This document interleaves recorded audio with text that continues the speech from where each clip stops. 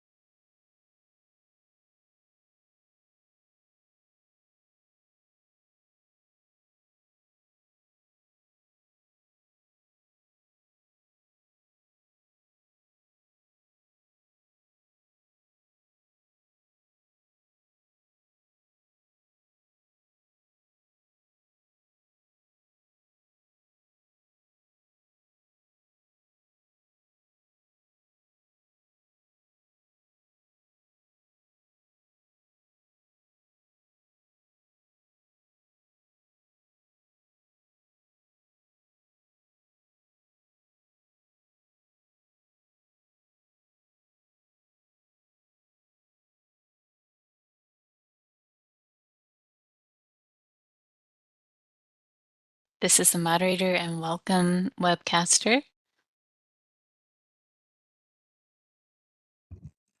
Thank you. That would be me again. This is Cesar. Thank you, Trisha. You're welcome. I can see and hear you. Okay, awesome. We're good to go then. All right, and I have started the live cast. Okay, awesome. Thanks.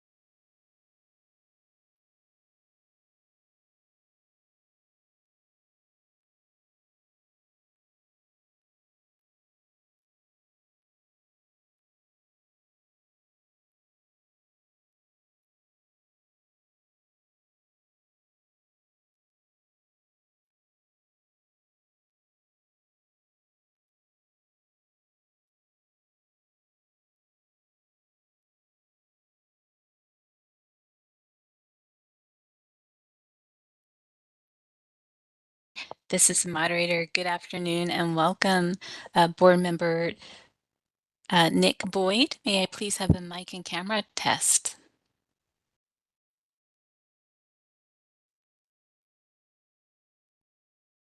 Hi there.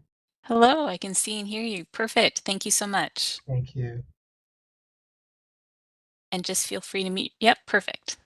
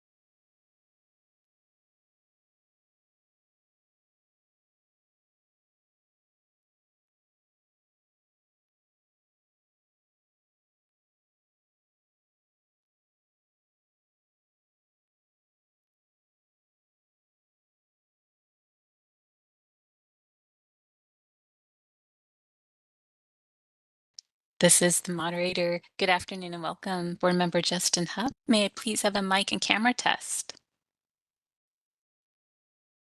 Good morning. Everything working okay? It is. Your voice is a little soft, but I can hear it and I can see you. Thank you. Great, thank you. Uh-huh.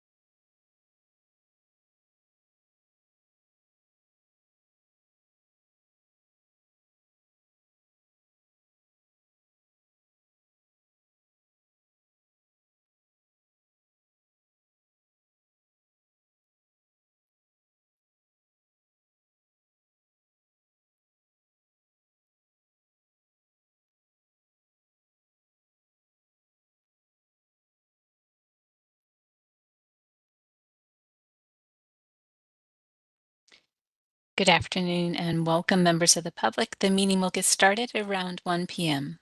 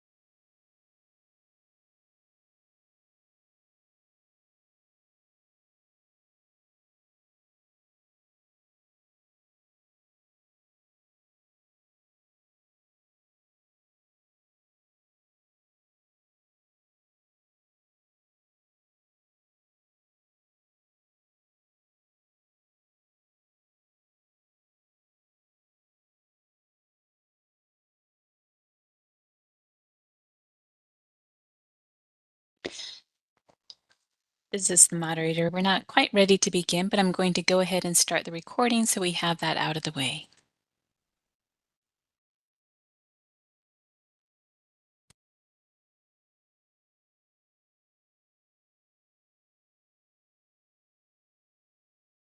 Check your microphones, please make sure it's turned off.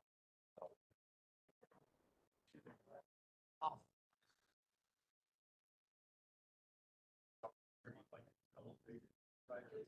Right there at that.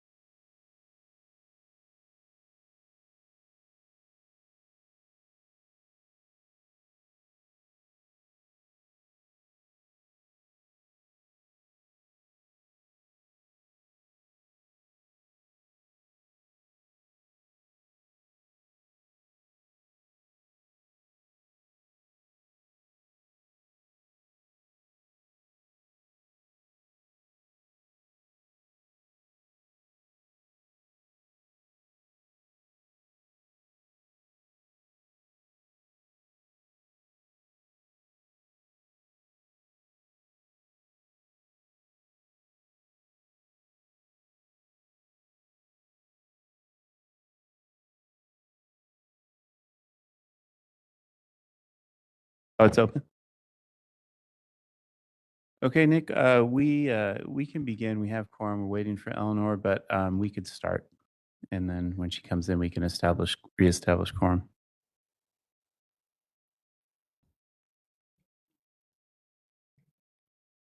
All right.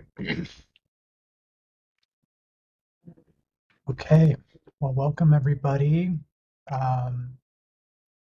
This is the June 16th, 2026 Workforce Development Committee meeting. My name is Nick Boyd, and I will be the acting chairperson for the committee today. But before we convene, I would like to remind everyone present that the board is a consumer protection agency that is charged with administering and enforcing the board's laws.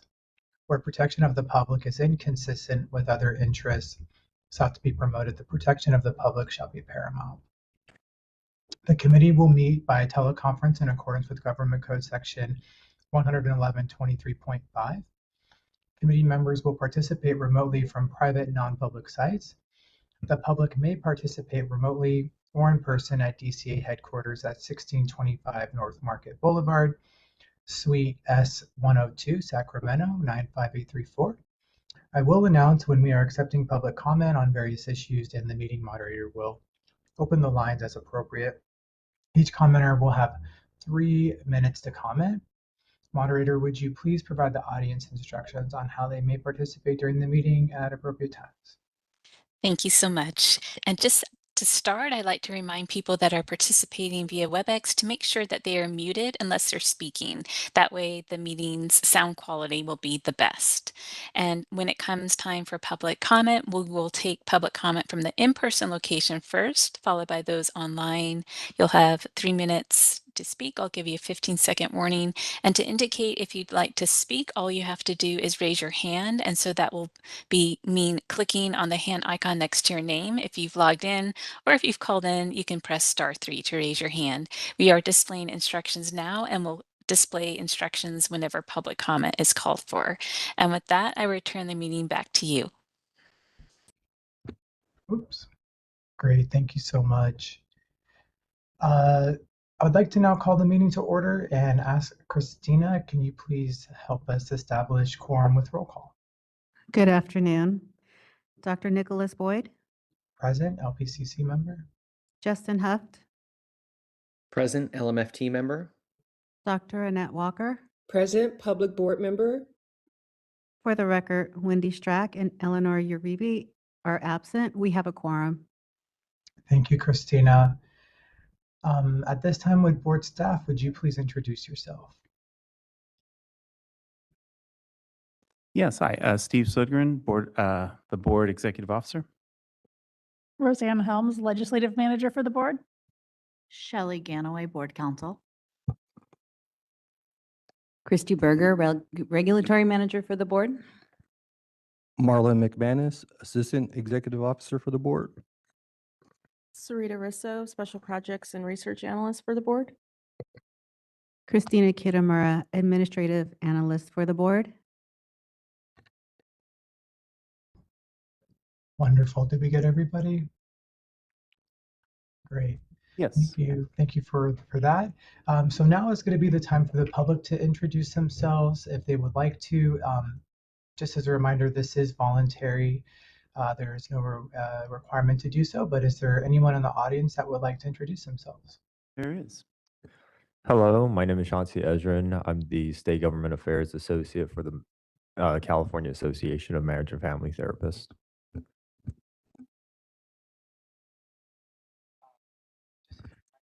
Hello, Sarah Carrasco, Licensure and Compliance Specialist with William Jessup University.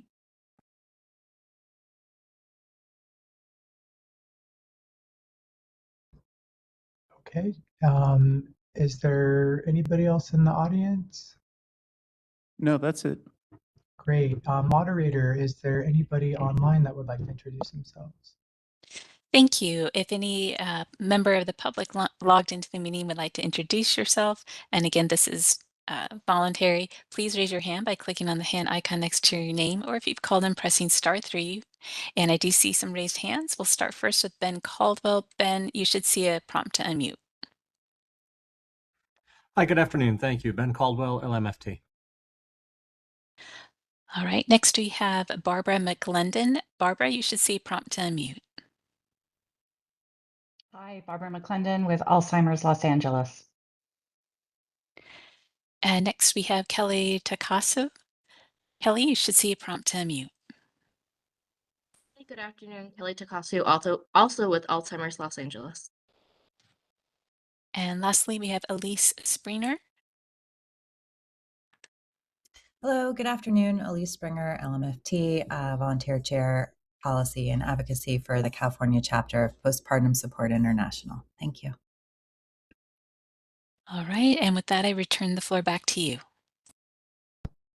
Wonderful. Thank you so much. So the first thing on the agenda is the discussion and possible approval of the April 16th, 2026 Workforce Development Committee meeting minutes. Does any member wish to remove or edit any items from the consent calendar? If not, can we have a motion, please, to approve the consent calendar? This is Christina. Before Yeah. you make that motion, I'd like to note a correction. Page 1, Sure. line 4, the date is incorrect. So I will go ahead and make that correction to April 16th instead of January. Thank you. And Great. if you are ready to motion, I'd like to suggest the motion to approve the April 16th, 2026 Workforce Development Committee meeting minutes as amended. And Dr. Boyd, I'd make that motion if you like. Yes, please. Thank you. Do I hear a second? Justin Huff, Thank- second. Christina, did you want me to read it out? But I would say just the verbatim as what you said. That'll be fine. We'll just Thank do it like this. Okay. Great. So we do have a second. Are there any comments from in-person attendees?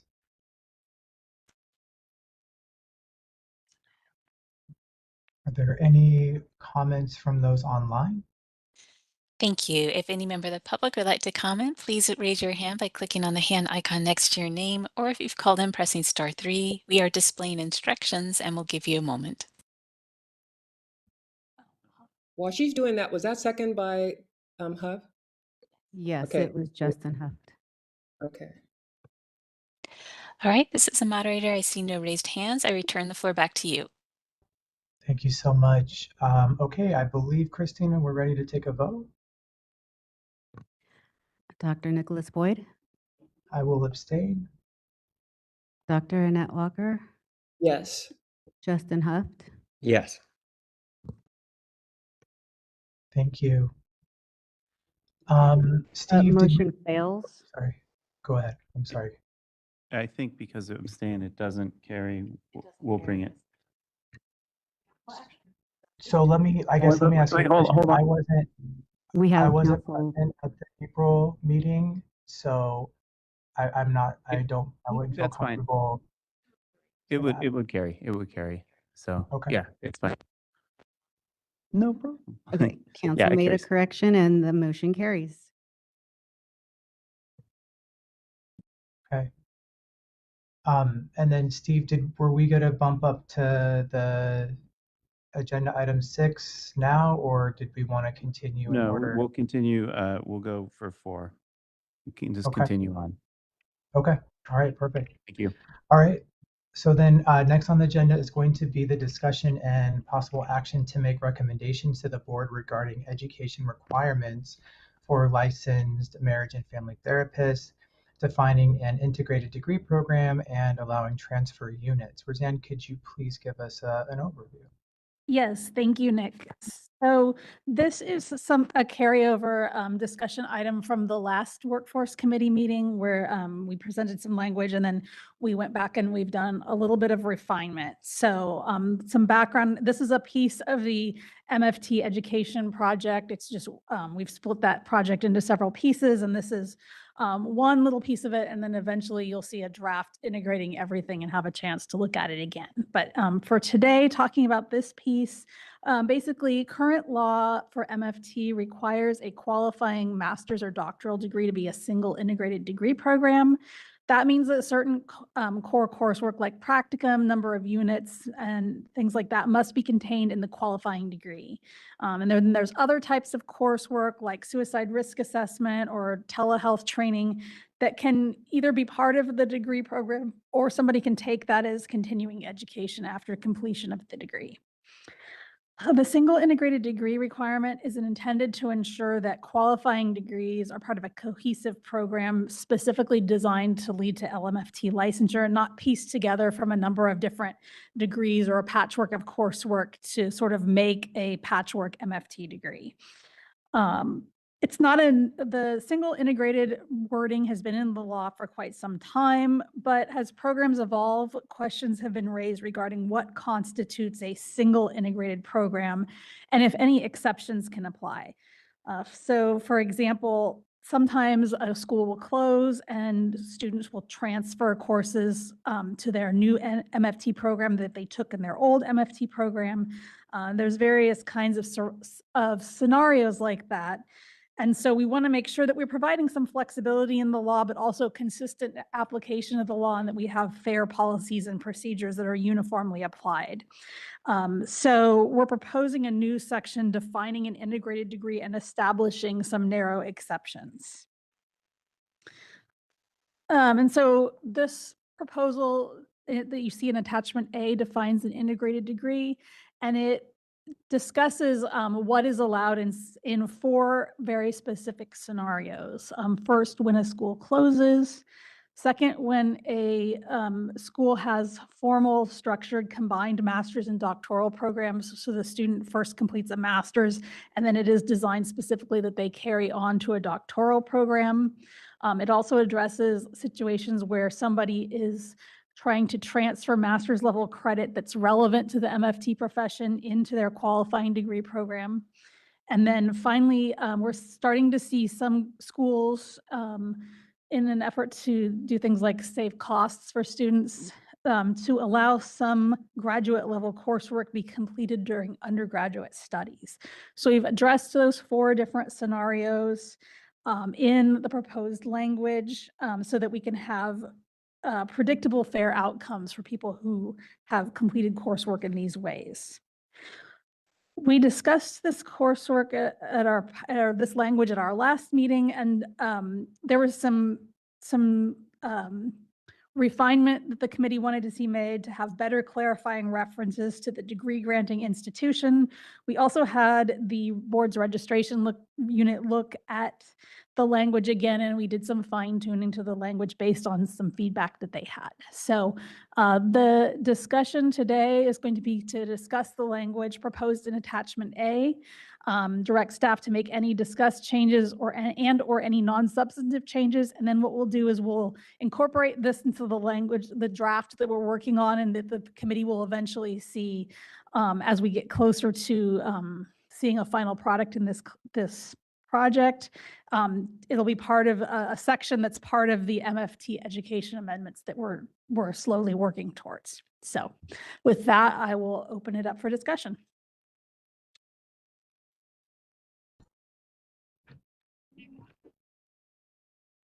Okay, thank you, Roseanne. Are there any comments or questions from the board members?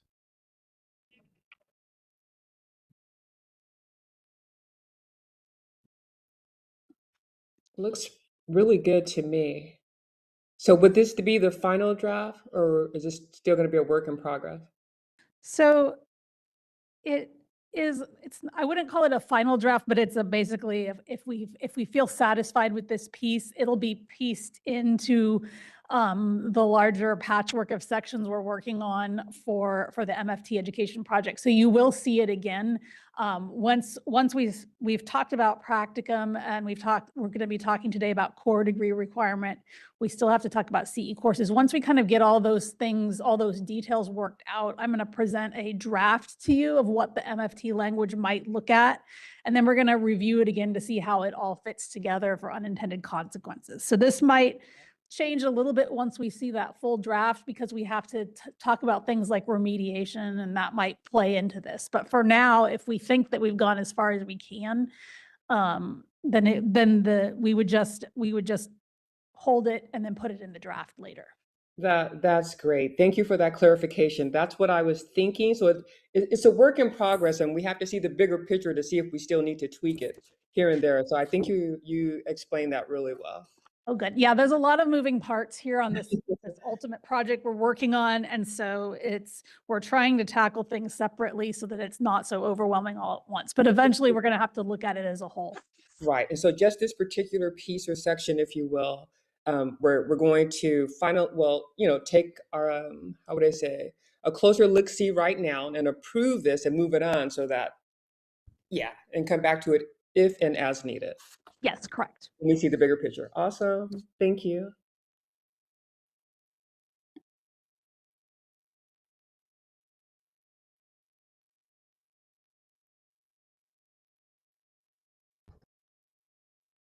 Any other comments from the board? Thank you for your work on this, Roseanne. I have no comments at this time. It's a nice, tidy, cleaned up version of what we saw last time. I appreciate the work on this. Great, thank you. So I don't believe there's a motion or anything to be made at this time. Is that correct, Steve? We're not making any recommendations or motions for anything? The motion would just be to direct staff to make any discussed and any non-substantive changes, and then we'll incorporate it later into the draft that the committee's working on, and then you'll look at it again. Okay, so we're just making a motion to direct staff to make any non-substantive changes. Yes. Okay. I'll second that, Nick. That sounds pretty good. Okay. All right. Just to be clear, so Dr. Boyd, you made the motion, and Dr. Walker, you made the second, correct? Yes. Okay, thank you. Okay. Okay. Are there any comments from in-person attendees? There is. Some more asking for clarification a little bit. Currently, right now, if we, as a school, if we accept transferred in units, we're expected to provide a letter of explanation for those transferred units, where it notes the course number, the name, and how it applies to a degree, the course that it takes the place of. I'm noticing on item 3B where it's stating that now with the proposed language, the official transcript from the degree granting institution shall include each transferred course listed by course number and titled as part of the qualifying graduate degree. Currently, our transcripts don't include that. Our letter is what includes it. So we're just looking for clarification. Is there going to be a change to It- how that's done? It would be a change. Our registration unit is asking that it be incorporated into the qualifying transcript because what they're getting right now is sometimes vague and unclear.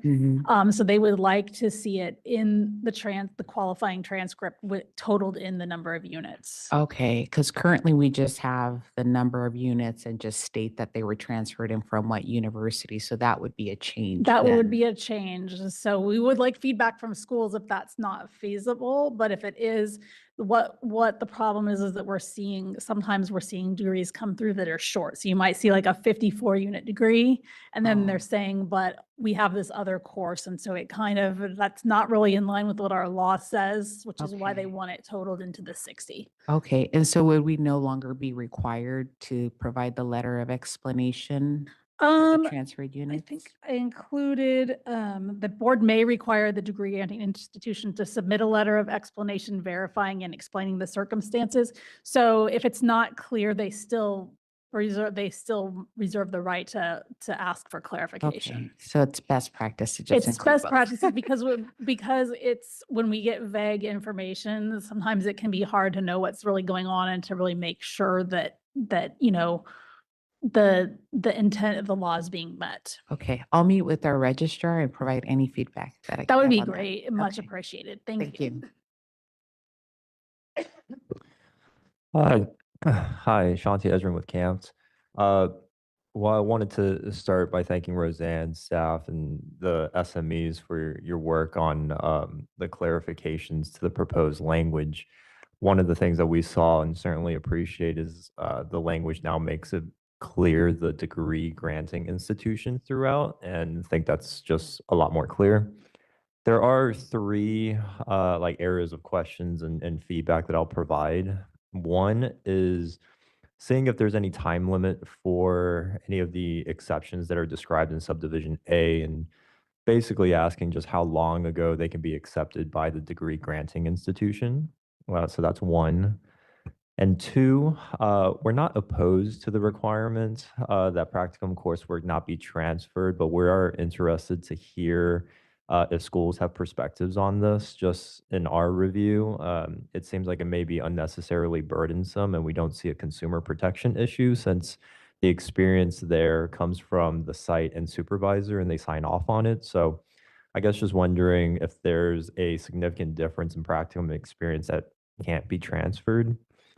And then number three here, just in consistency in the language with subdivision A, subdivision B states related areas, and that should say related mental health field. Again, that's the language that's in subdivision A. So we just want to make sure that the language there is consistent throughout the section. And then when we do go back and look at 4980.36B, that it's also consistent with the language that gets landed on in that section.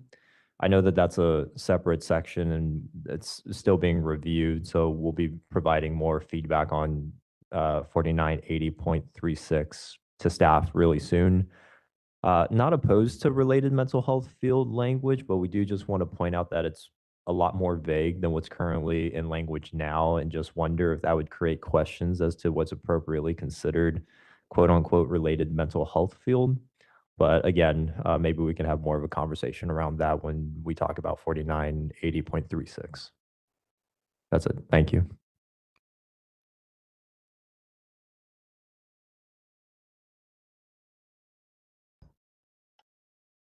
Okay, are there any comments, moderator, from those online? Thank you. If any member of the public would like to comment on this agenda item, please raise your hand by clicking on the hand icon next to your name, or if you've called in, pressing *3. We are displaying instructions and we'll give you a moment.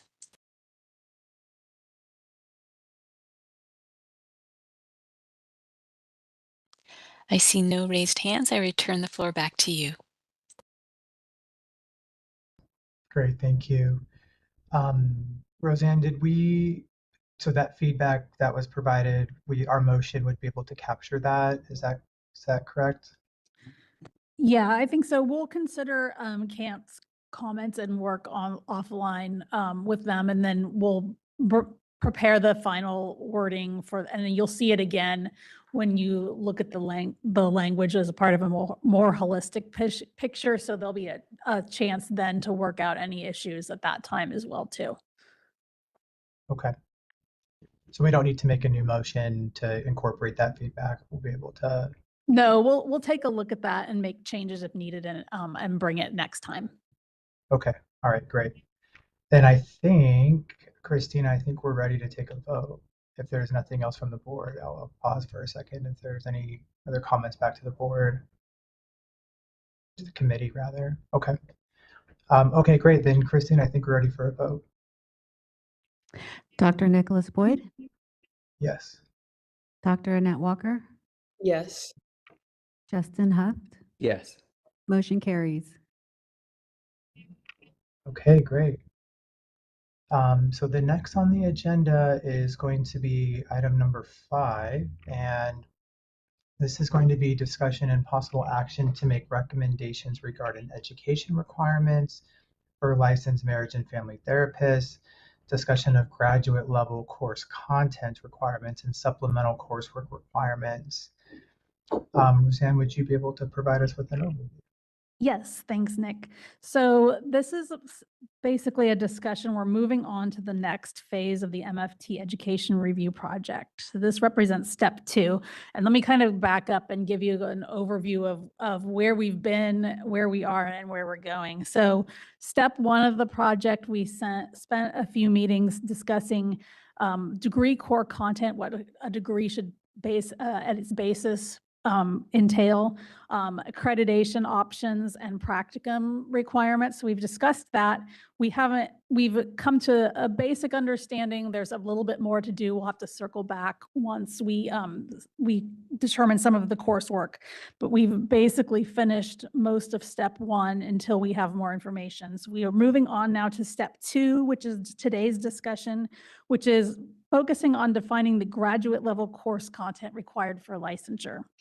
After that piece is done, we will move on to discussing the supplemental or CE level course content. This is coursework that's usually required in hours, such as human sexuality or suicide assessment, that can be taken either in the graduate degree program, but also as continuing education hours instead of graduate level units. So we'll discuss that next.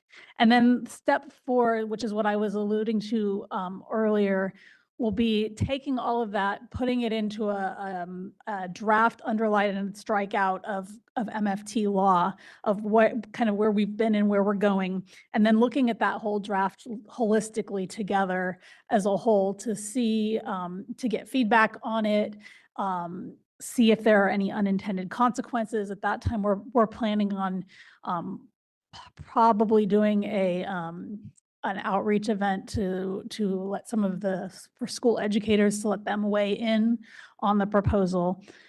And so that's kind of where we are going with this.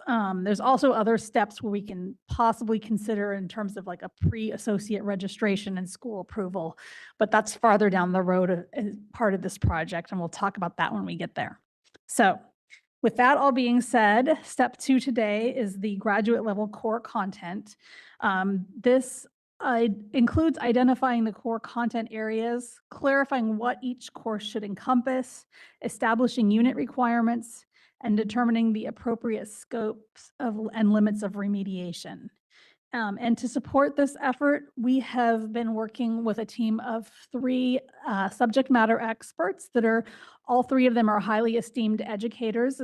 Dr. Leah Brew, who is an LMFT and LPCC, Dr. Diana Herwick, who is an LPCC, and Dr. Ben Caldwell, who is an LMFT. So they have been helping advise me on what coursework requirements should and could look like as a proposal and a starting place for your discussion today.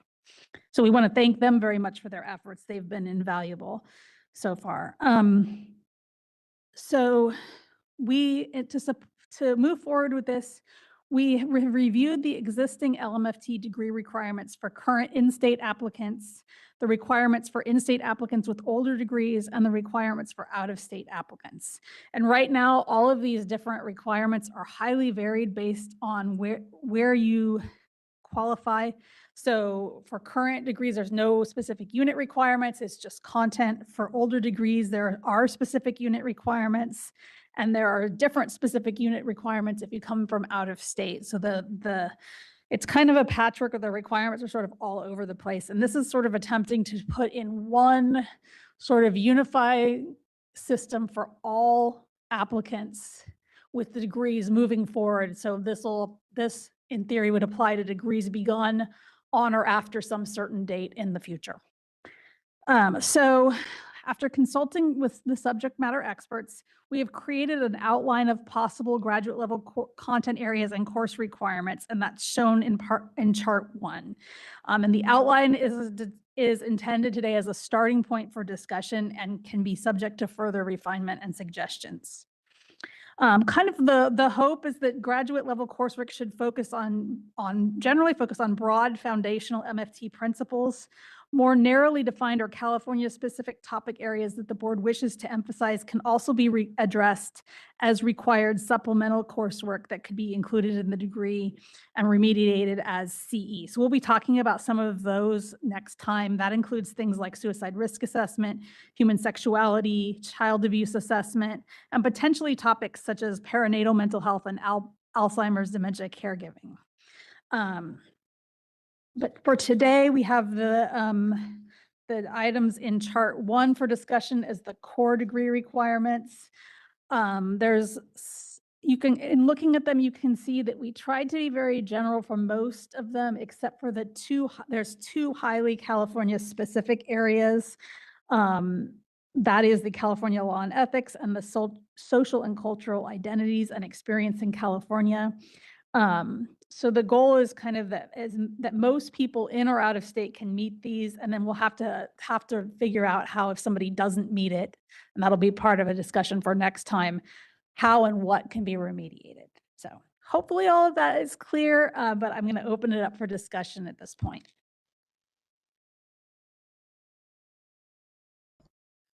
Thank you, Roseanne. Are there any comments or questions from the committee?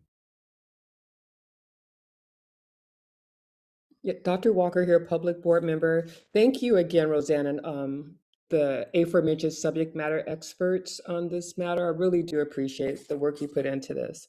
And I think you're reading my mind today, Roseanne, because I was going to mention the law and ethics piece and just how that's laid out right now, but we'll get to that. So I'll say that. Okay, thank you.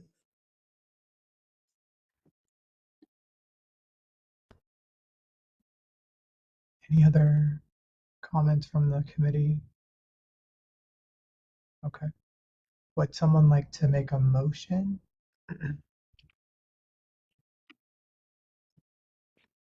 Roseanne, is the motion similar to the last item of just continue working on this? Can't hear you.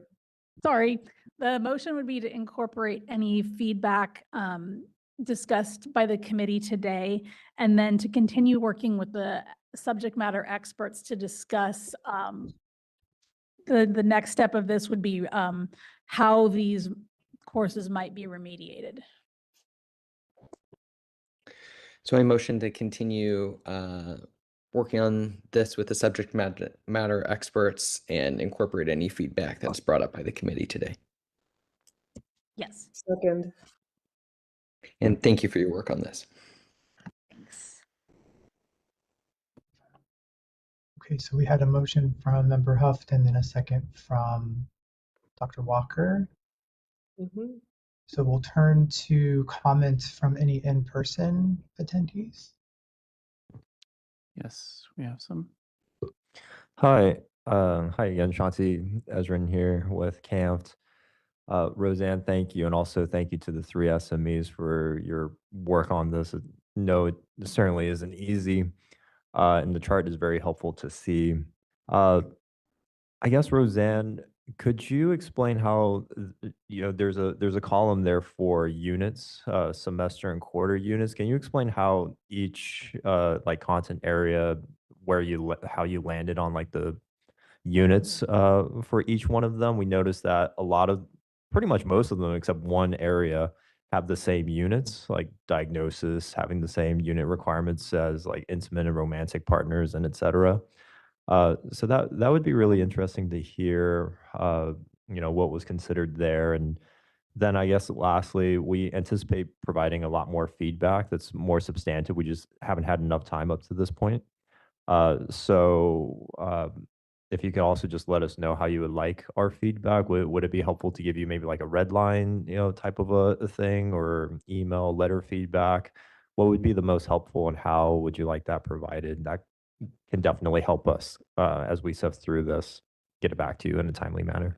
Sure. Yes, thanks, Shanti. And to address your comment about the units, it's kind of a hybrid. We looked at existing law. Existing law for current degrees wasn't all that helpful because there's not really a unit requirement unless you're from out of state. So we kind of looked at what's required, what was required in the past under 4980.37 for older degrees. Also, I kind of looked at what was being required in other states. I've included some of that in the packet, but it's really just kind of a general sense, and it's up for discussion. But typically in 3-semester unit blocks is how we've done it, especially for LPCC in the past, and then some MFT laws. The psychopharm, that was a lesser amount in the current law, and then it's just kind of was felt that there's not as much, maybe not as much content there.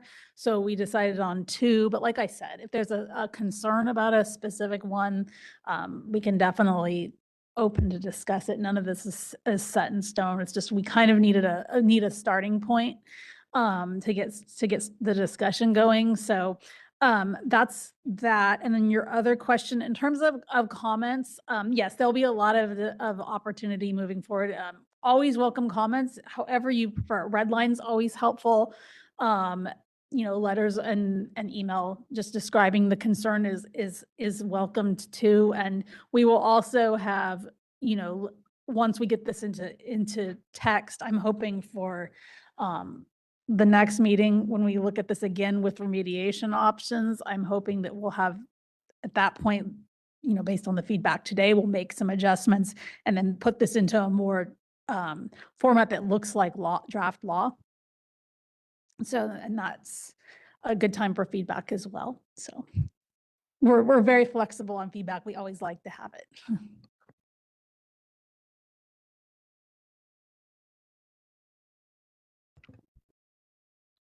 Thank you. Are there any other comments from Yes. the person? Yeah. Hi, Sarah, Jessup University. Roseanne, we just wanted to thank you for this chart. We adore this chart. We really love this chart, specifically the requirement description that goes into greater detail of how those requirements are actually met and what the courses need to incorporate. So this is wonderful. We really appreciate the work you put into this, and again, the subject matter experts. Just a quick question regarding the content area titles. How set in stone are those? And I'm just thinking ahead, when changes need to be made to our curriculum or courses, incorporating the title names. So for the titles of the content areas, are those just suggestions, or are they going to primarily stay those content area titles? For example, family systems, and then it'll describe. We'll have to talk about that more, but my sense is that and the SMEs may correct me on this. My sense is that it's more about the content. So a school, I think that right now, although we do it a little bit different right now with the integrated program, we're really looking for the content and not the course title, but it does need to be, or it helps a lot if it's obvious what's in there. So, you might have the family systems called something slightly else, but it has that content. So that's my take, is that we're looking more for that those content areas are covered, regardless of what a specific name might be. Which will be reflective in the syllabus. Yeah. Thank you.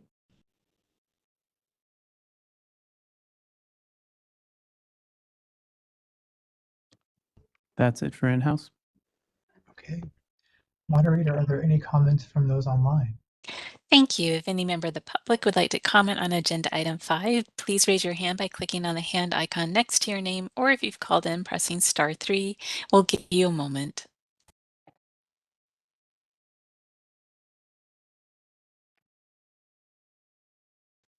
I see a raised hand from Elise Springer. Elise, you should see a prompt to unmute, and go ahead and click on it. Oh, let's try that again. Elise, if you see a prompt to unmute, go ahead and click on it. Hello, good afternoon. My name is Elise Springer. I'm a licensed marriage and family therapist, volunteer policy and advocacy co-chair for the nonprofit California chapter of Postpartum Support International. PSI California genuinely appreciates the board's willingness to recognize perinatal mental health as an important area of practice, and thanks to experts for contributing to graduate level school content. We would like to encourage the committee to continue considering including perinatal mental health as part of the broader review of education and workforce development. As we've presented previously, California data shows approximately 1 in 3 birthing people experience symptoms of perinatal mental health, and fathers, partners, and caregivers are affected as well. Currently, most behavioral health clinicians complete graduate school and enter practice with little or no formal education, despite the state significantly operationalizing perinatal mental health and screening even over this past year. The board has already recognized the importance of developmental and population-specific competencies through existing educational requirements, and perinatal mental health does deserve consideration within that same conversation because it is common. We are aware that this was punted or moved to subsequent discussions, but felt it was incredibly important just to continue to represent for our statewide coalition.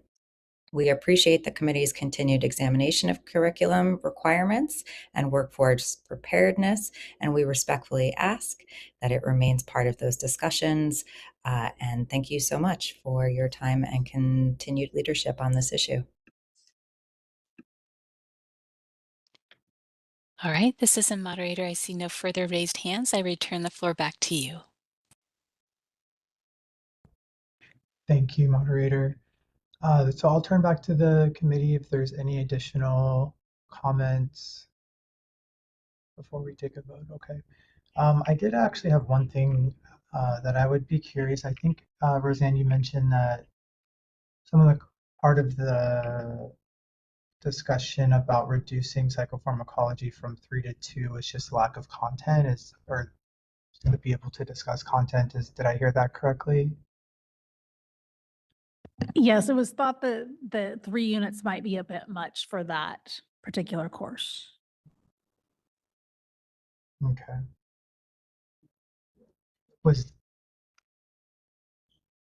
Was there, I guess I'm just trying to think maybe what would be like what would be too much about the 3 units versus the 2. As it stands, I'm just trying to see, like, as it stands now, are there variations in how those units are, or how those are currently applied as of now?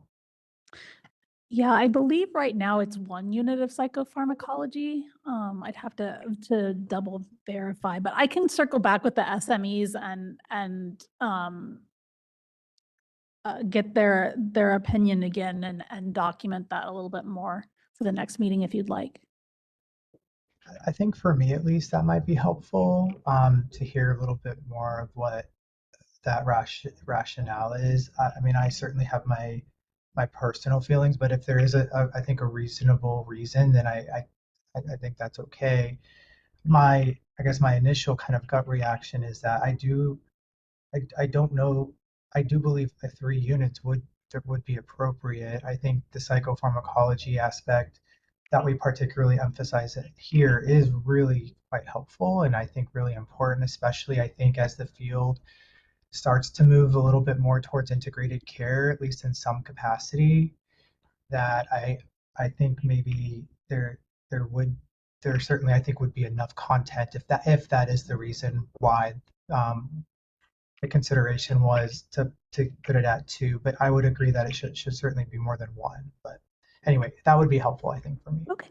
Yeah, I can definitely dive into that a little bit further. And so next, what I'm envisioning for next time is we'll have this more drafted into into ledge content with formatted as law, and we'll be discussing remediation. So I will, as part of that discussion, provide a little bit more information about the psychopharm content at the next meeting. Thank you. Okay, so I think we're ready to take a vote. Dr. Nicholas Boyd, Yes. Dr. Annette Walker, Yes. Justin Huft, Yes. motion carries. Great. Thank you, Christina. So looking at now item number 6, discussion and possible action to make recommendations to the board regarding requiring coursework in Alzheimer's, dementia, and caregiving. And then I'll turn it back over to you, Roseanne, to help us with an overview. Okay, thank you. So as the board continues its review and update of coursework requirements, a stakeholder group has reached out requesting that the board considering adding coursework focused on Alzheimer's, dementia, and caregiving for the board's LMFT, LCSW, and LPCC license types. The request emphasizes the growing need for specialized training as the state population ages. Based on the board's previous discussion in November 2025, this committee will also be considering coursework requirements related to perinatal mental health and menopausal mental health. The specific details of that proposal, like specific content and required hours, will likely be discussed at our next committee meeting as we move forward to discussing coursework that can be remediated as continuing education. If the committee chooses to move forward with the Alzheimer's, dementia, and caregiving coursework proposal, it will need to determine both the appropriate number of required hours and the specific content areas to be included. And like I said, it would not be mandated as training solely at the graduate level, although graduate schools could choose to include it. But if it were a requirement and if they did not include it, then this is the type of coursework that it would be a more flexible requirement that allows applicants for associate registration to complete the coursework through approved continuing education providers instead of just graduate level education. And it would the requirement, if put in place, would apply to all degrees begun on or after January 1, 2030. So today, to start this discussion of this potential requirement, we have Barbara McClendon, who's an MSW and an Associate Vice President of Public Policy with Alzheimer's Los Angeles. And she's going to provide an overview of the PowerPoint that's in your packet of the importance of this training and present the organization's request. And before I hand it over to the moderator, will move the slides as Barbara lets you know to advance the presentation. So Barbara, if you're there, you can take it away. I am here. Thank you so much, Roseanne. I'll just reiterate, good afternoon. My name is Barbara McClendon. I am the Associate Vice President of Public Policy for Alzheimer's Los Angeles. We're a nonprofit organization that has been serving the Los Angeles community for over 40 years. Our focus is on providing services and supports for people living with a cognitive impairment and their family or friend caregivers. I am so pleased to be here with you today to discuss the impact of Alzheimer's disease on our communities and the role mental health professionals can play to improve mental health care for people living with dementia and their family caregivers. I'm also pleased that the Board of Behavioral Sciences has undertaken this initiative to review the degree requirements for the mental health professionals licensed by the BBS. We do believe that the current educational requirements on the topic of older adults and long-term care do not adequately address the needs of people living with dementia or their family caregivers. When I started in this work over 20 years ago, it was unfortunately all too common that people living with dementia were denied access to mental health services solely based on the fact that they had a diagnosis of dementia. While that situation has improved, we know that accessing mental health care continues to be a significant challenge for many of the families that we work with.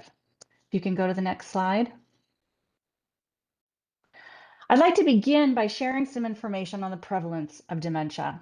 And let me first clarify that I am using the terms Alzheimer's and dementia as umbrella terms under which all forms of dementia are included.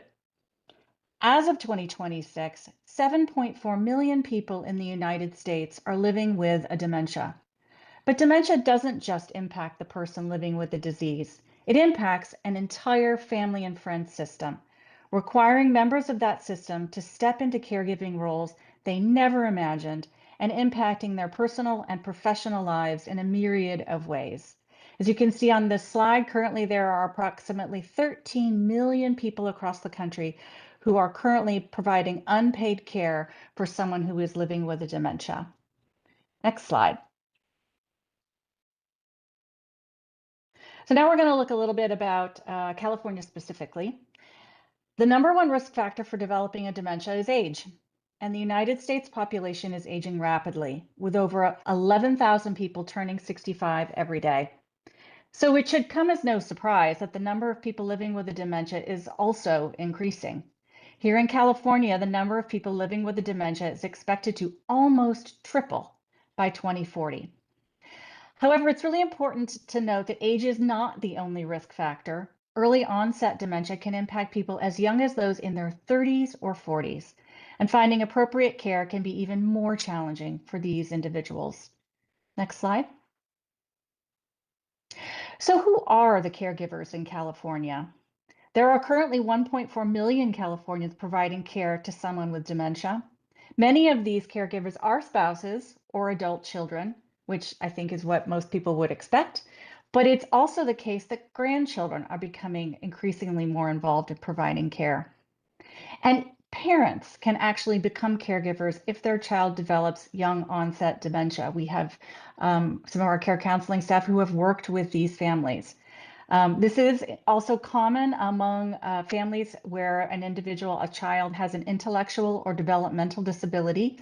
For example, people who are living with Down syndrome are at high risk of developing dementia as they age. So on the next slide, I'm going to talk about sort of what the typical caregiver is, but it is important to keep in mind that there are all kinds of people that you might not imagine who are, right as we speak, important caregivers in the lives of someone who's living with a dementia.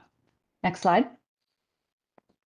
Okay, so we're going to look now at sort of the typical caregiver, if I can use that word here. The majority are married women.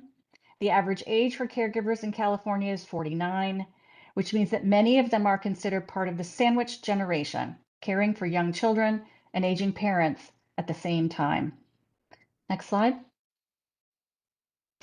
This one I think is just so important to really highlight here. We know that the caregiving burden can be significant in both the number of hours a month they provide care and the personal impact they experience.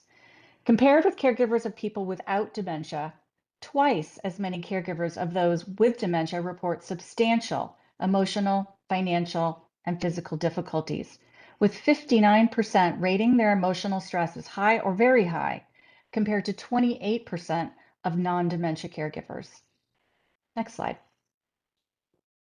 So what role can marriage and family therapists play in supporting these families that warrants a reassessment of their degree requirements?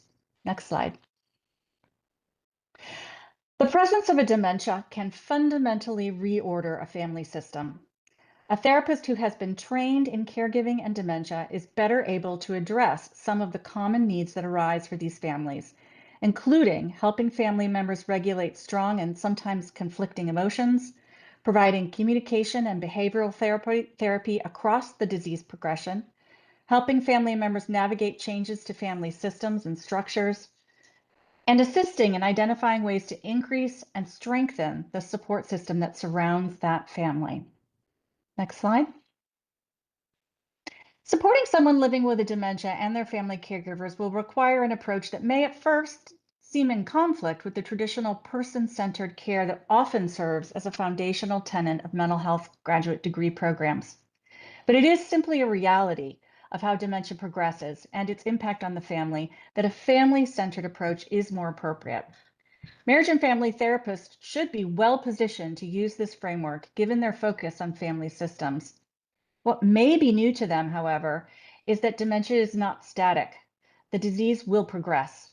And as it does, the needs of the individual with dementia and their family caregivers, as well as the appropriateness of interventions, will also change. I would like to now focus on a few areas where the need for specific educational requirements is most clear. Next slide. The first area I will focus on is grief and ambiguous loss. This experience is almost universal for our family caregivers. The person is still physically present, but no longer emotionally or psychologically available as they were before. This leaves the caregiver grieving the loss and often feeling isolated because others don't fully understand what they are going through. And again, due to the nature of this disease, they're going to experience these losses anew each time the abilities of the person living with dementia decline. It is a heartbreaking experience and one that marriage and family therapists must understand if they're going to effectively support these caregivers as they navigate the cycle of grieving, adapting, and reconnecting with the person for whom they are caring. Next slide. A second common challenge that we hope can be addressed in the updated degree requirements is looking at changing family roles through a dementia lens. Traditional gender roles can become a challenge as families work to ensure care needs are met and the person with dementia is emotionally supported. For men who are caring for their wives, this change can be particularly challenging. For adult children who are providing assistance and care and guidance to their parents, it can be uncomfortable, frankly, for both parties. And then grandchildren. Many parents really struggle with how to explain dementia to their children and how to appropriately engage them in the caregiving that they may be doing for their parent. Next slide. Finally, I'd like to highlight a topic that can be particularly upsetting for caregivers and a challenge for them to find the support they need, and that is around intimacy challenges. This can be a very uncomfortable topic for some people to discuss in any relationship, but it can be even more fraught for the person living with a dementia and their partner. Many couples report a loss of intimacy due to less emotional connection, more conflict, and sexual dysfunction. There can be romantic interest with other people. A new relationship could be started either by the person living with a dementia or their caregiver. Individuals living with dementia can lose interest in sex or go the total other direction and become hypersexual, something that can be very upsetting and very difficult to manage. Unfortunately, it can be hard to find a therapist who understands that this is a result of the disease and provide the guidance and support the caregiver needs to navigate this challenge. Oftentimes, what that means for caregivers is they don't ever really find anyone to help them navigate this, and they just sort of struggle forward. Next slide. I've included a few resources here that will provide you with the opportunity to dive a little more deeply into topics that I have only just touched on today. I hope this brief presentation has made clear that as the number of people living with a dementia increases, the likelihood that marriage and family therapists will have clients experiencing these challenges will also rise. Effectively supporting these individuals and families will require specific knowledge and understanding of dementia, as well as the strategies and interventions that enable the therapist to meet the client's needs across disease progression. Finally, I want to be clear that this presentation is not an exhaustive examination of the topics that should be considered for inclusion in any revision of MFT degree requirements. We very much hope that the BBS will agree that updates are needed and that a robust process will be undertaken to ensure that revisions to the degree requirements will leave MFTs well positioned to support the growing number of families in their communities who are in need of their support as they navigate their dementia journey. And I thank you for your time this afternoon. Thank you very much, Barbara. And we'll leave your line open if we can to the moderator while we open it up to the committee for discussion and potential questions and also questions from the audience. So committee, I'll turn it over to you. Great. Thank you so much, Roseanne. Thank you, Barbara, for your presentation. I think it was really, really great and very helpful to hear. I will look to the committee if there are any comments or questions. Dr. Walker. Yes, I want to thank Ms. McClendon as well. I'm actually holding my chest and putting my hand over my heart because it was truly heartfelt. Every point that you made, I can relate to, having just recently lost a loved one to dementia. Was a cousin of mine, a female, only 72 years old, and her mother preceded her with dying from dementia as well. So we have been a family of caregivers going through exactly how you described it and represented it. I also want to thank you in advance for the additional resources provided. I looked at that list. I think it would be very helpful to just building one's knowledge and the potential of going through something like this, or even if they are, or they may be going through it presently. Again, you really hit home with me, so I want to thank you again for that presentation. I don't have any questions. My comment is basically to say that everything that you mentioned, I feel would be worthy of consideration. So um, again, if the subcommittee or I'm sure Steve and staff would be here to assist in further development of some of these ideas and concepts. Again, it's just greatly appreciated. Thank you so much. Thank you. I appreciate your comments so much. Mm.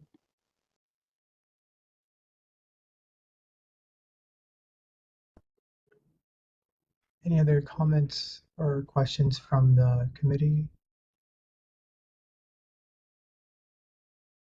Okay. At this time, I will ask, is there an interest in making a motion on this particular item? Oh, definitely. If needed. Roseanne, do you need a motion? Sure, we can put a motion on the table. The kind of motion that I'm thinking is that we would I would basically go and consult with the SMEs, and at the same time, we invite, well, both this group and the perinatal mental health group back to the next meeting when we start talking about CE to present kind of an outline of content that they think would be appropriate as well as hours, and then we can go from there with the discussion. Okay, before we make that, thank you for mentioning the perinatal mental health part there. Not to be remiss, let's keep that up close to here. Could I just ask, is Ms. McClendon already working as an SME with us? I just want to understand the relationship. Yeah, Ms. McClendon is a stakeholder representing, I think it's called Alzheimer's LA. And so she is the one that brought the request forth. The SMEs are educators that are 3 educators that are advising us on the coursework as a whole. And so we would ask the two stakeholder groups, Ms. McClendon's group, and then also Elise Springer's group, to advise us on what they would like the content to be. And then we'll have our SMEs sort of, as they look at the continuing education as a whole, see how that reconciles with everything to make sure everything fits and is consistent, and it works for the educator world. Sort of making sure that all the groups sort of collaborate together. Yeah, no, I understand you. That makes a lot of sense. I appreciate that. Christina, did you want me to verbalize the motion, or can we summarize what Roseanne said earlier as a motion from Dr. Walker? It would be helpful if I can get kind of more of a formal motion. So the motion would be to consult with SMEs on the role of the Alzheimer's and the perinatal mental health coursework in CE requirements, and then invite both stakeholder groups back to the September workforce committee meeting to make a recommendation on both course content, specific course content and hours CE requirements. Thank you. Oh, you got that? And you can move forward. You don't have to repeat it. You're awesome. Okay, no, thank you. If you got it, that's great with me. So Nick, Dr. Walker's making that motion as stated by Roseanne. Great, thanks. Is there a second? Whew.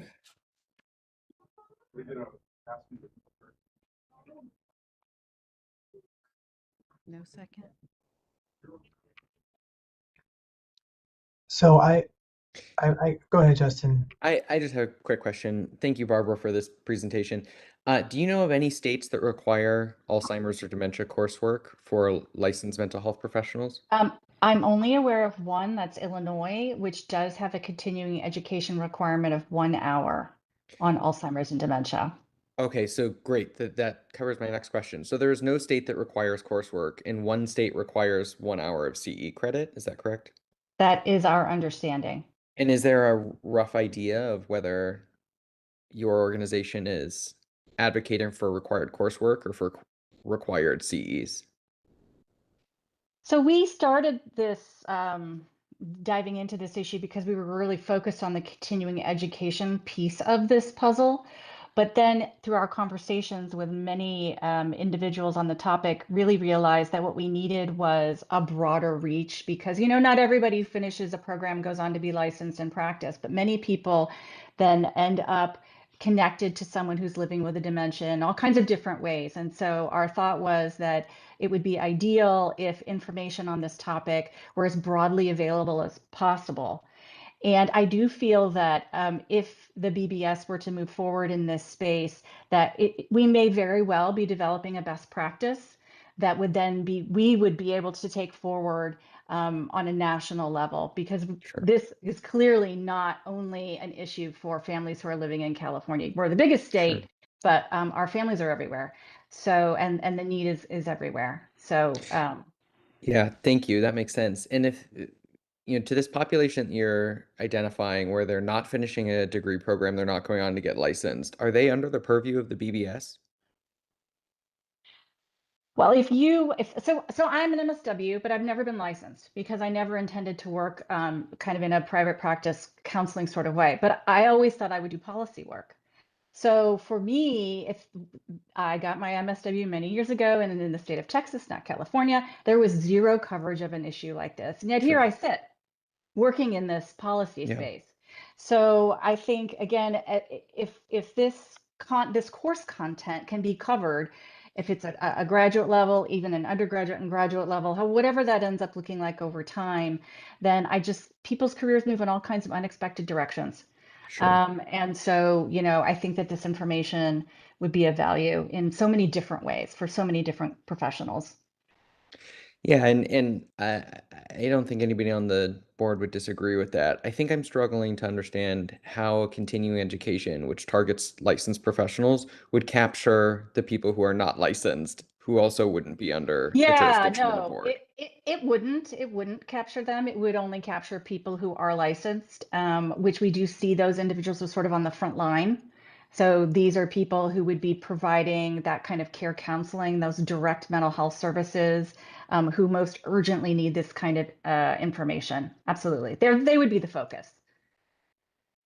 So one thing before we move to finding a second, one thing I would strongly recommend considering as you prepare for the full board meeting is having a clear idea and evidence of why this specific CE would be important or coursework.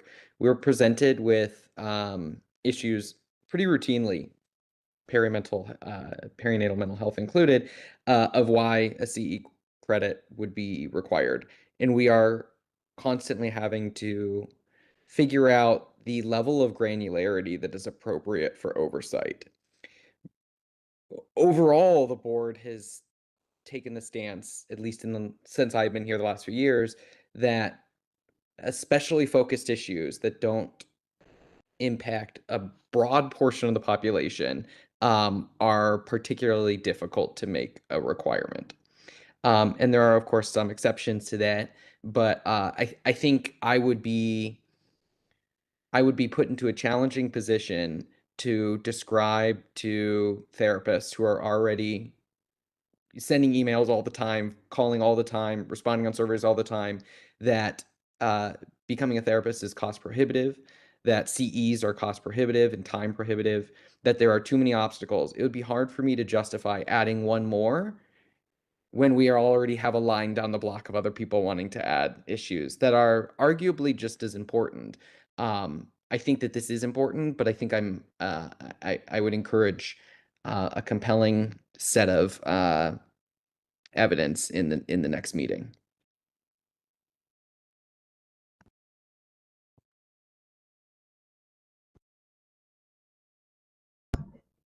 Yeah, thank you so much for that, Member Huff, and thanks again, Barbara.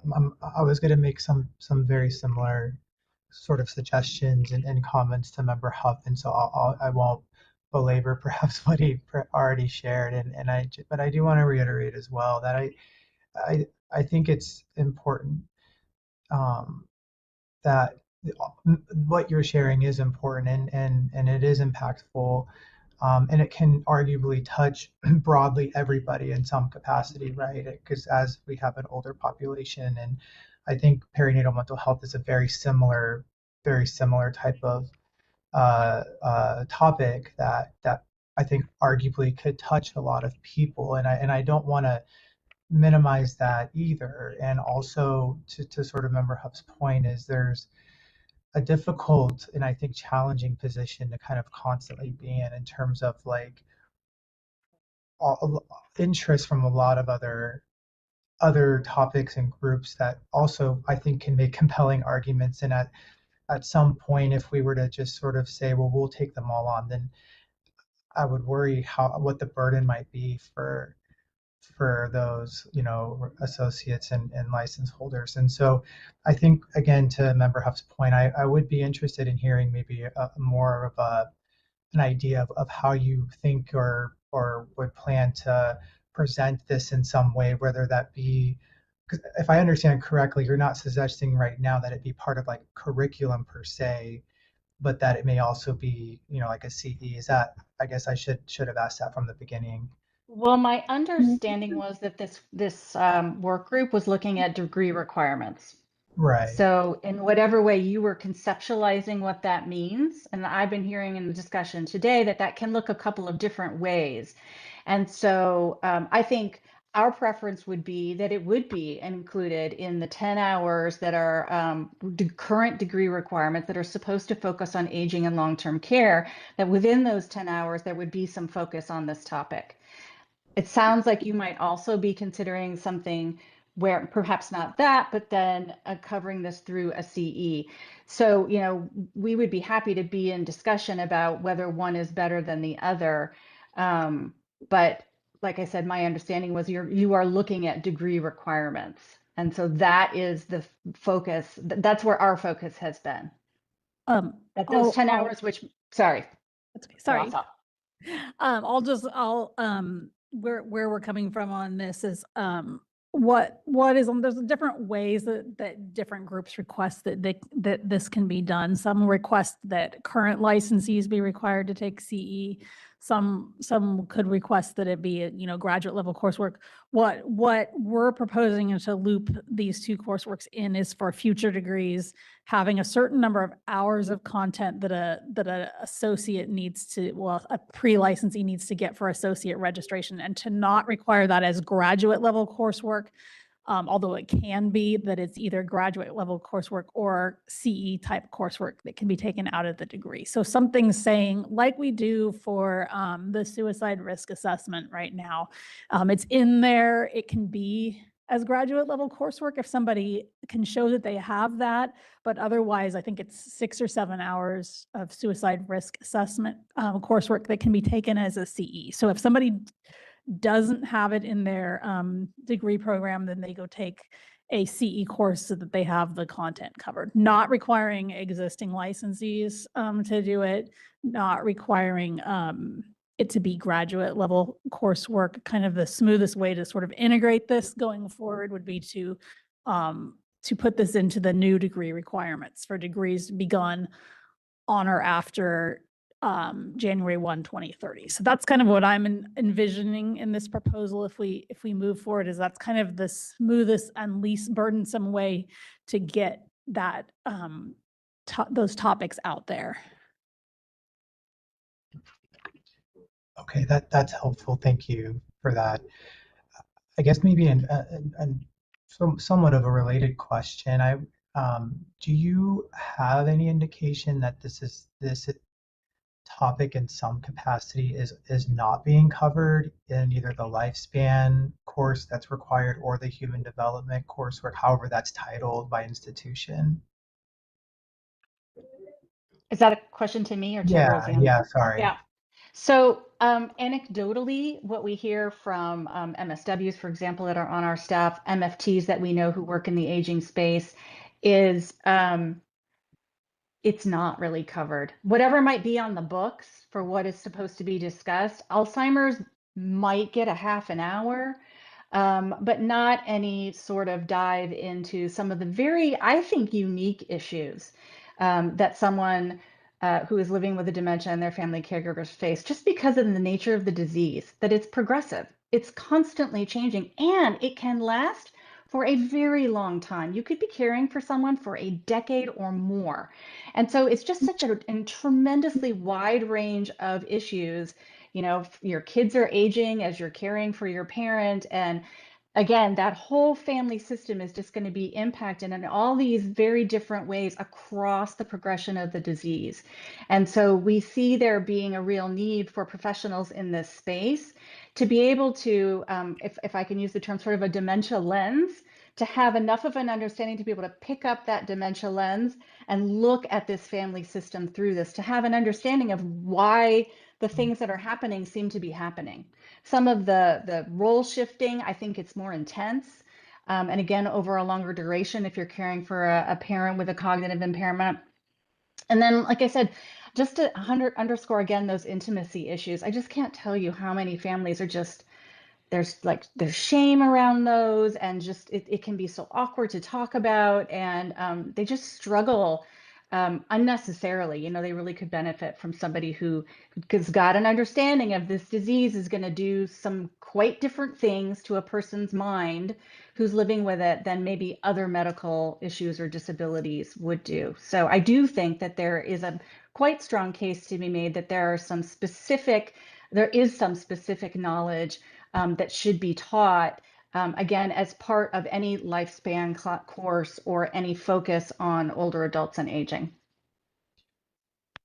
And so maybe my last question, kind of related to kind of what you mentioned, would and I know this is pretty preliminary right now in terms of how you're kind of thinking about it, but would you introduce as well maybe like specific things you'd be looking for as part of whatever that requirement would be, or is it that in just some capacity it's covered, or Well, what I would that? think, yeah, no, I mean, that's a great question. I think that's a dialogue we're hoping to be in with you all. You know, to be honest with you, I'm on the outside, so I don't really know like what's possible, how many hours we might be talking about, how we would need to approach topics in a way that's manageable. We really do understand that there are many demands that are made on individuals who are getting their degrees in these spaces, who are having to do continuing education requirements and practicing out in the community.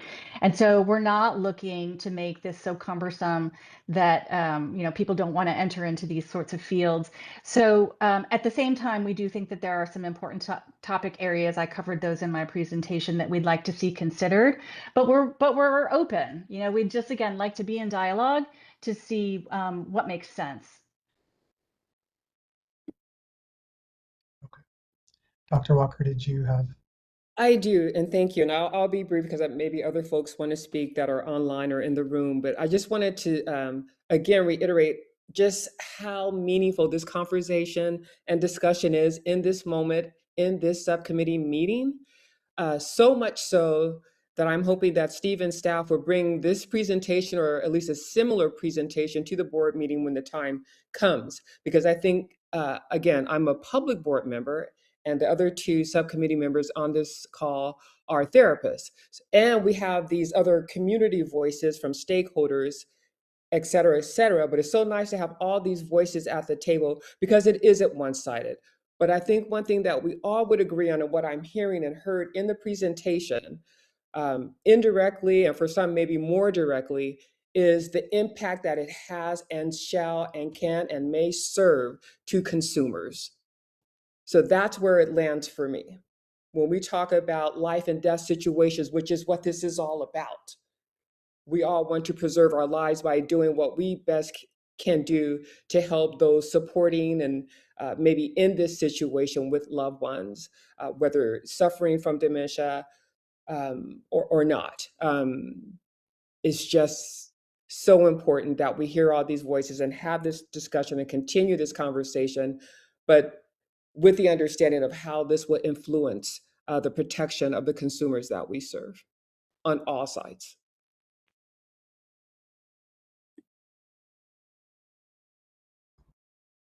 Thank you, Dr. Walker. Thank you again, Barbara, for that. So, Roseanne, can you remind me again what the motion is currently?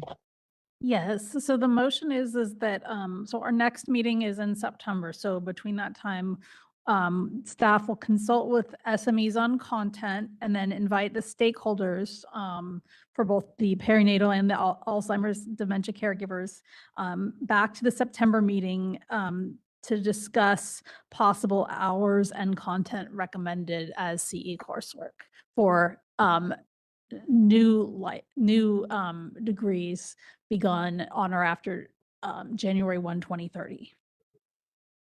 Okay, I'm good with that. I guess a technical question might be, because for this agenda item, can we include mental health as part of that motion, since this is specific to?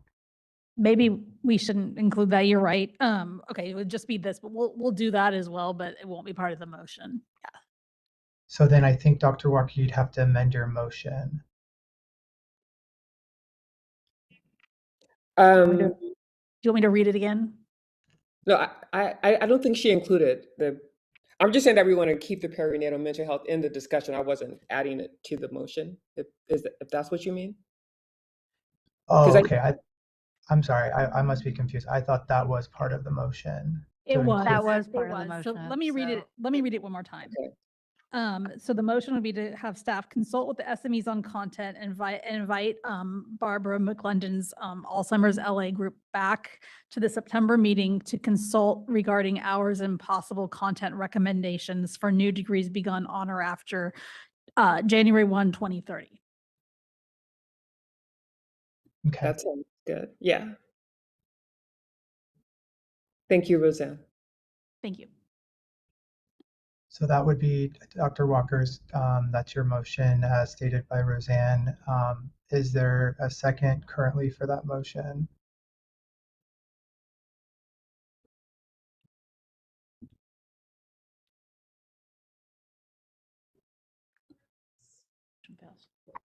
Without a second, the motion fails. Okay. Mr. Huff, did you have a comment? Your hand raised. Yes, thank you. I'd like to motion to bring both Alzheimer's stakeholders group and perinatal mental health stakeholders group to the full board meeting. I think that would be a more productive conversation.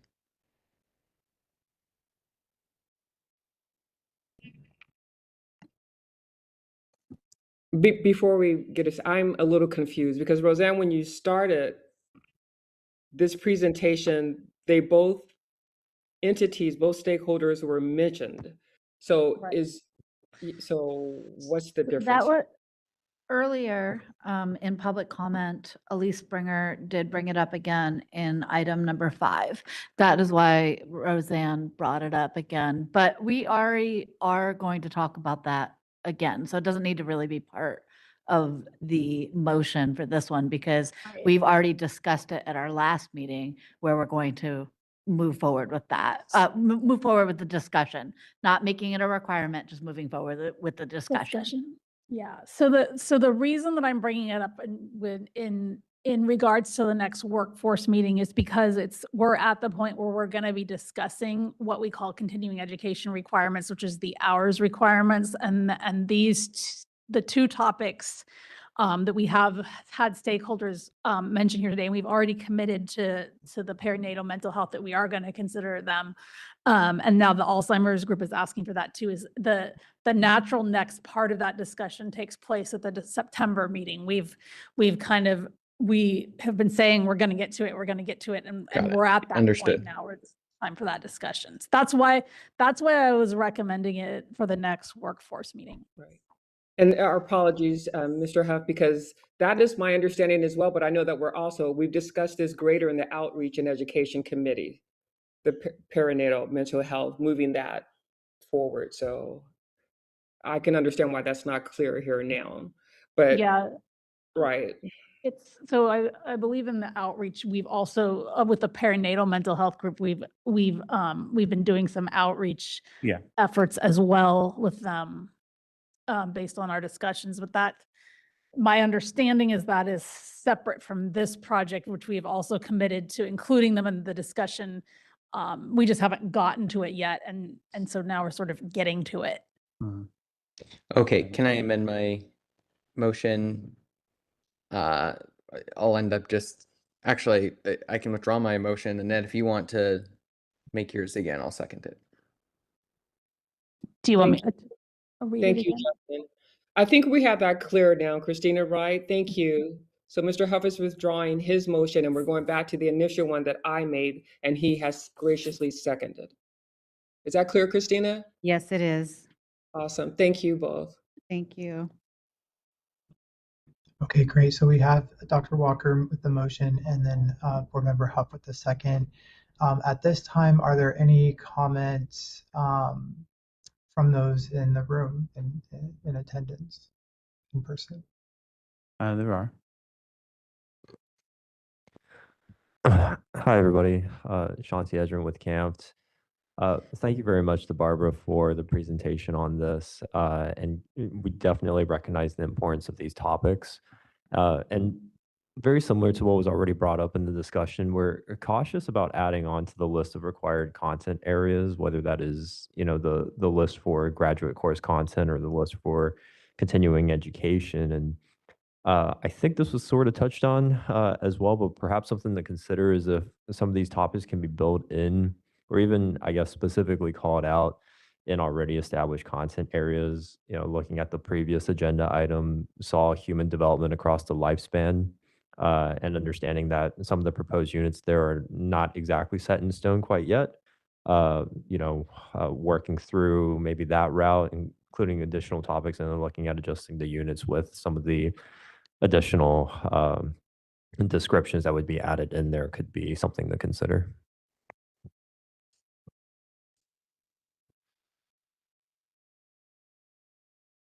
Sarah, Jessup University, and also echoing along some of the concerns. Also, our courses, I can speak for our university, are very full. There's a little wiggle room. We try to cram as much as we possibly can of the requirements. So doing so would force us to increase our units for our degree. So just really asking for caution on what gets added or removed. Thank you.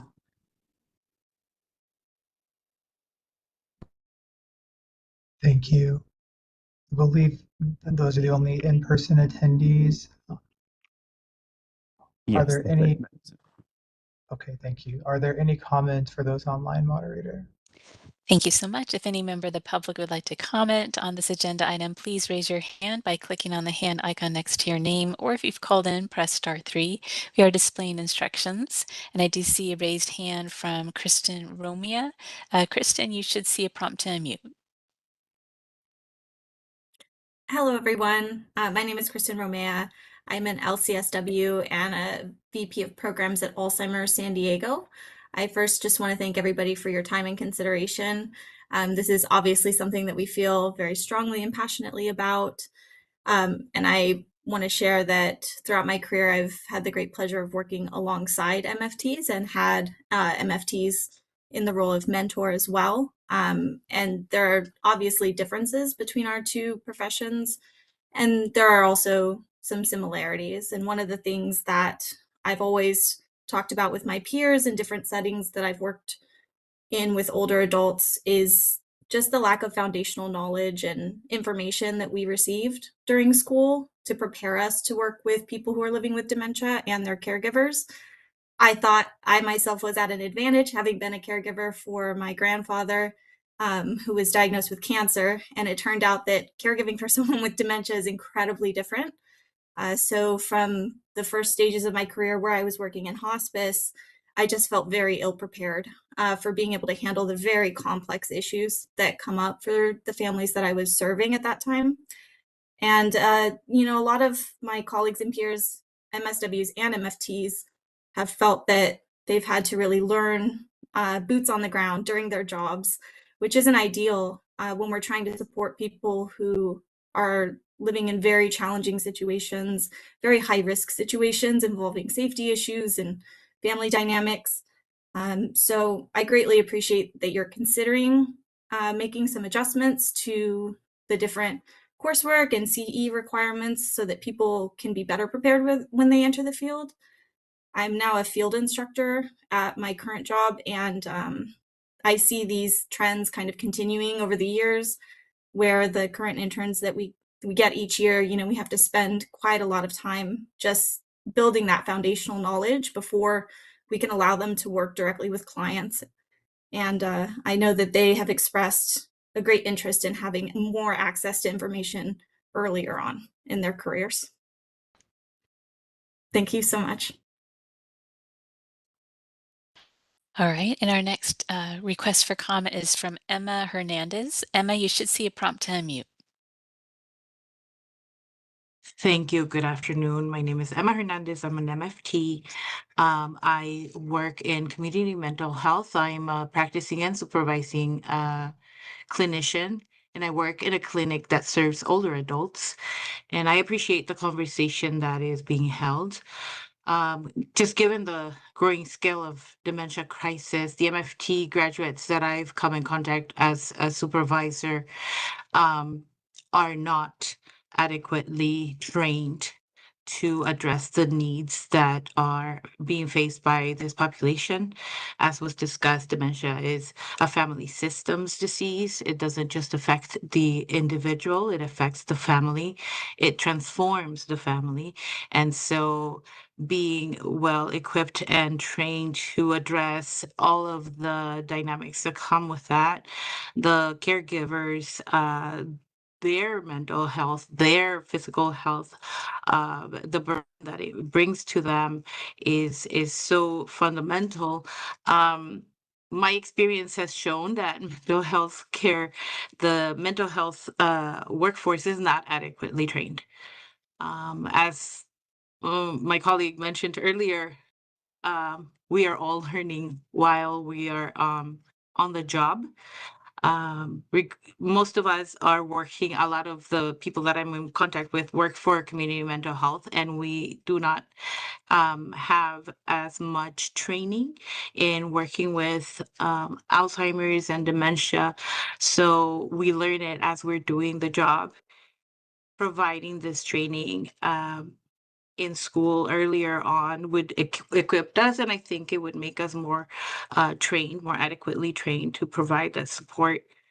MFT trainings are, we would be trained to support not just the patient with dementia, but also the family and the system in which they live, allowing them to stay within their community and not moving them out of their community. MFTs are uniquely positioned among the mental health disciplines to provide this support, and dementia caregiving involves exactly that systemic and context that is needed. I appreciate you all considering and supporting this advocacy effort. Thank you for your This is the moderator. I see no further requests for comment. I return the floor to you. Thank you, moderator. I'll look back to the committee if there's any final comments before we take a vote.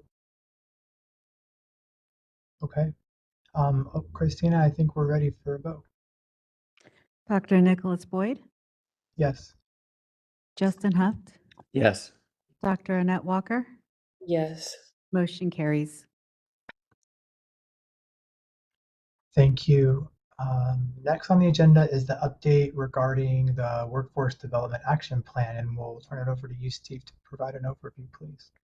Yes, thank you, Nick. So this is really kind of, I want to keep putting this in front of the committee, even though this is a preliminary, we don't have our strategic plan yet. It's still preliminary. We're looking at the August board meeting for a possible approval of that. But I wanted the committee to get in the habit of looking at this, how we want to present this update from now on. And so looking at the different goals that we have within the strategic plan, really the two goals that fit within this workforce development committee are the licensing goals and the examination goals. And so you can see those on the memo there. The licensing goal, we're looking at apply licensing standards to protect consumers and allow reasonable and timely access to the profession. And the objectives, which are the work that we want to do that will help us to achieve that goal, is improve the website tools and resources to support applicants and registrants by providing clear and concise and ADA compliant information. We're also looking at reducing the average processing time for license and registrants applications by leveraging technology solution and staffing efficiencies. And the next is the assess the application fee with consideration for equity and long-term fiscal solvency. And the last objective we have is to update and streamline the licensure requirements.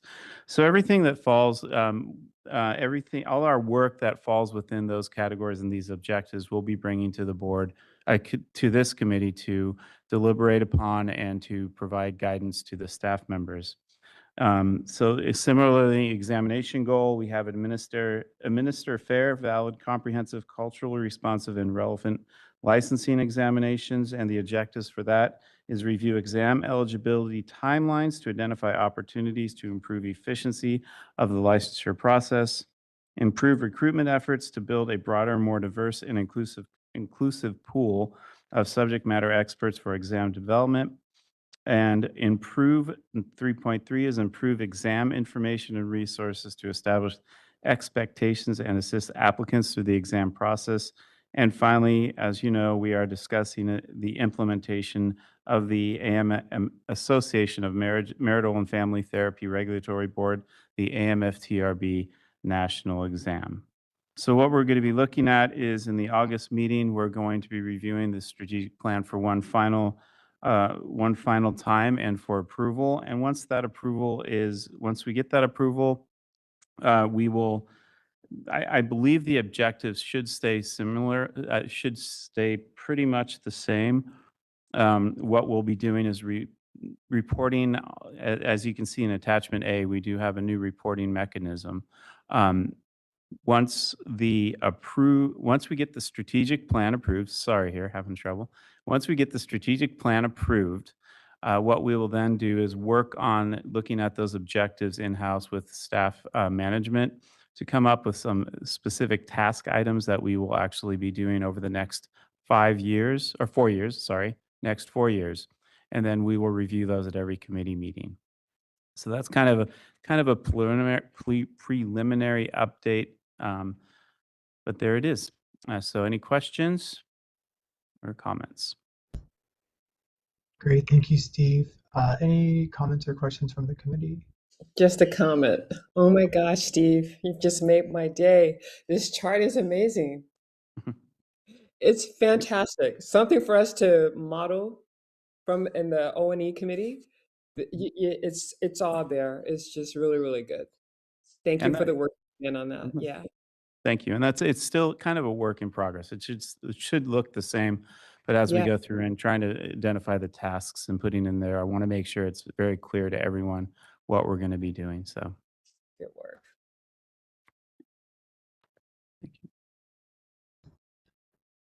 Any comments from in-person attendees? no comments. Okay, moderator, are there any comments from those online?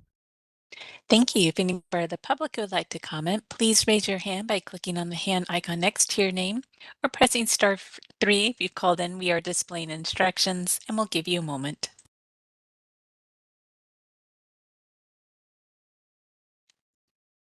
I see no requests for comment. I return the floor to you.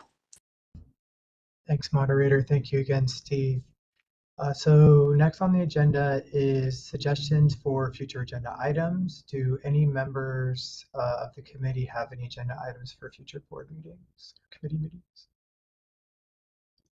Okay. Any audience members in person have any items for future committee meetings?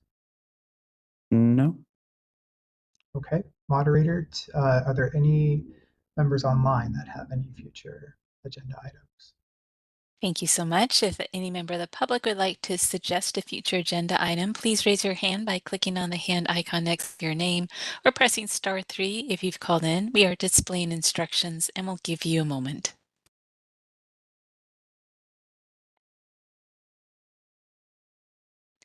This is the moderator. I see no requests for comment. I return the floor to you.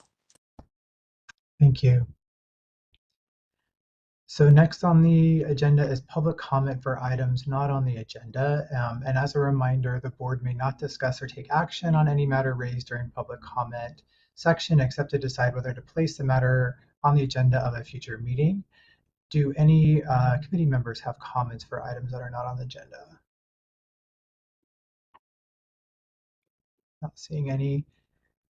Are there any in-person audience members that have comments? No comments here. Okay, moderator, are there any online members? Thank you so much. If any member of the public would like to comment on an item that was not on the agenda, please raise your hand by clicking on the hand icon next to your name or pressing *3 if you've called in. We are displaying instructions and we'll give you a moment.